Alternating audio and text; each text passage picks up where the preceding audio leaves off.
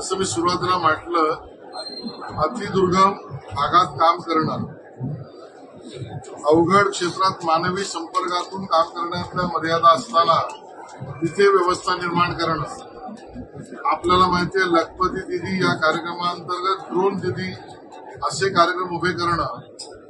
आजकाल वैद्यकीय सेवांना सुद्धा ड्रोन किंवा स्वयंचलित अनमॅन्ड पद्धतीने डिलिव्हरीज या सुरू होणं.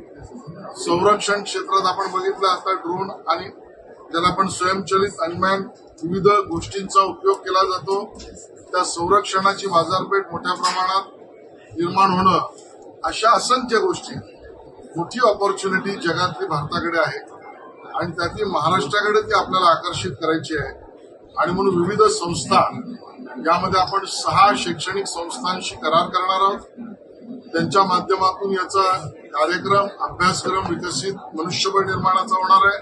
त्यामुळे मोठी एक आर्थिक गतिविधी आता निर्माण होणं, हे महाराष्ट्रातल्या आपल्या युवक युवतींना आणि स्टार्टअप्सना आणि MSMEsना त्याचा फायदा मिळणं, या दृष्टीने धोरण त्या ठिकाणी निर्णय केलेला आहे.